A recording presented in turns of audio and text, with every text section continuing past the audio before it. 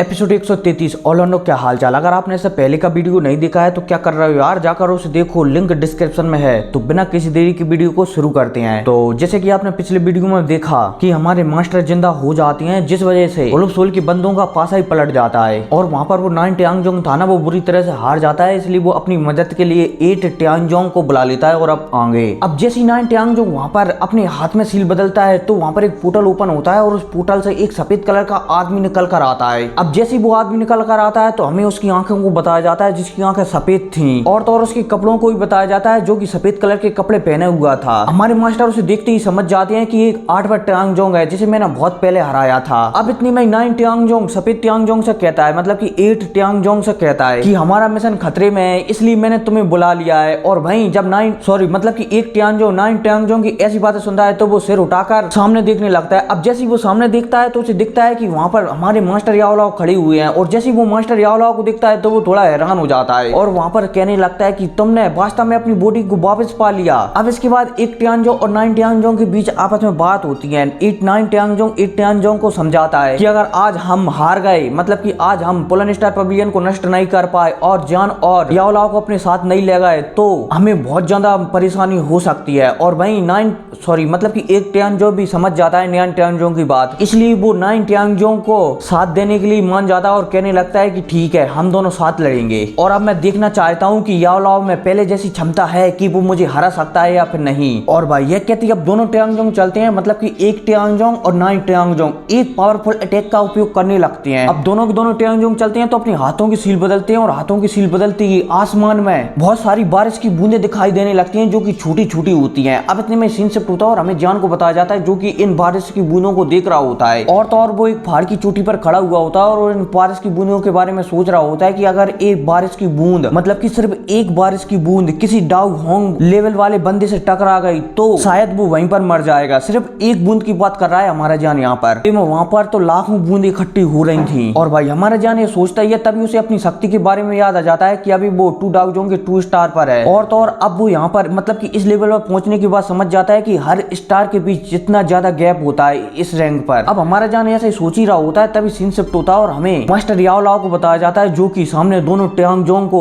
Powerful हमले को बनाते हुए देख रहे होते हैं। वहां पर हमारे मास्टर के देखते हैं कि जो 9 ट्यांगजोंग था ना, जिसने बहुत सारी बर्फ की बूंदें बनाई थी, वो एकत्रित होने लगती हैं और एक बहुत बड़े बॉल के रूप में कन्वर्ट हो जाती हैं। अब इतने में 1 ट्यांगजोंग चलता है तो वो भी अपने हाथों की सील बदलता है और उसके हाथों की सील बदलती है जो उसने बहुत सारे बर्फ बनाए थे ना, मतलब कि बर्फ में वहां पर आसमान में जमाई थी, वो टूट टूट कर उस बॉल के ऊपर जमने लगती हैं, और तो और अब इस बॉल की पावर बहुत ही ज्यादा बढ़ जाती है। अब इतने में आसपास के लोगों को बताया जाता है जो कि 1 ट्यांगजोंग और 9 ट्यांगजोंग को इस प्रकार का हमला करते हुए देख रहे होते हैं, और तो और वो इस हमले को बनते हुए देखकर ही समझ जाते हैं कि ये हमला बहुत ही ज्यादा पावरफुल होने वाला है, इसलिए वो पीछे हटने लगती हैं। और वहीं फिर हमारे जान फेंग जोंजे, लिटिल पेरी डॉक्टर और बाकी लोगों को भी बताया जाता है। वहां पर फेंग जोंजे आपस में बात कर रहे होते हैं कि पहले, मतलब कि आज से कुछ सालों पहले याओलाओ ने इस 1 ट्यांगजोंग को हरा दिया था, क्या आज याओलाओ हरा पाएगा? अब इतने में 1 ट्यांगजोंग को बताया जाता है जो कि वहां पर मास्टर याओलाओ से कह रहा होता है कि तुमने एक बार मुझे हरा दिया था, आज मैं देखना चाहता हूं कि तुम मुझे कैसे हरा सकते हो। हालांकि यह कहते समय उस 8 ट्यांगजोंग की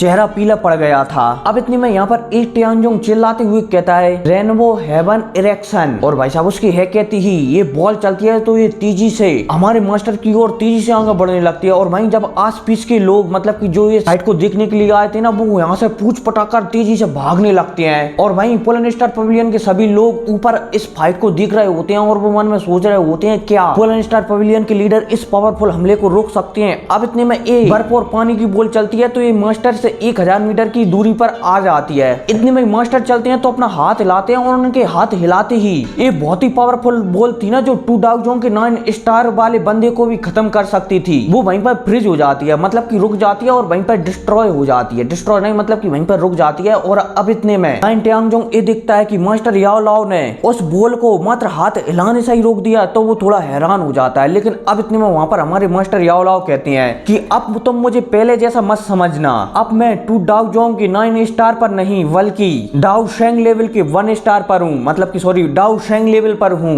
और हाँ, अभी हमारे मास्टर पूरी तरह से डाउ शेंग लेवल पर नहीं पहुंचे हैं, उन्हें अभी और भी ट्रेनिंग करनी पड़ेगी, तब जानकर वो डाउ शेंग लेवल पर पहुंचेंगे, ठीक है, मतलब कि बीच में लटक रहे हैं, अभी पूरी तरह से नहीं पहुंचे। और इस लेवल का नाम होता है बान शेंग लेवल, और इस लेवल पर पहुंचने के बाद ही, मतलब कि जब तक कोई बंदा डाउ शेंग लेवल पर नहीं पहुंच सकता जब तक कि वो 2 डाउ जोंग के 9 स्टार के बाद बान शेंग लेवल पर नहीं पहुंचेगा, और बान शेंग लेवल के बाद ही डाउ शेंग लेवल पर पहुंचेगा। अब इस लेवल के बारे में सब कुछ बताया जाता है कि मास्टर याओ लाओ पहले इस लेवल पर थे और अब वो इस लेवल पर पहुंच गए हैं। और तो और आस पीस के लोग भी शॉक्ड हो जाते हैं, हमारा जान भी थोड़ा हैरान हो जाता है, लेकिन हैरान होने के बाद उसकी आंखों में खुशी छा जाती है। और वहीं फैन जुनजी भी समझ जाते हैं कि अब पोलन स्टार पवेलियन को कोई भी नष्ट नहीं कर सकता। और वहीं आस पीस के विशेषज्ञ भी कांप जाते हैं कि पोलन स्टार पवेलियन में एक मान सैन लेवल वाले बंदे ने जन्म लिया है। और तो और ये बंदा इतना ज्यादा काबिल है कि ये एक 9 ग्रेड की पिल भी बना सकता है। इसलिए अब भविष्य में भी होल ऑफ सोल की इतनी मतलब कि इतना सीधा हमला नहीं कर सकता पोलन स्टार पवेलियन पर, क्योंकि भविष्य में मास्टर के बहुत सारे दोस्त मास्टर की सहायता करने के लिए यहाँ पर आ जाएंगे। और भाई अब इतने में हमें मास्टर को बताया जाता है जो कि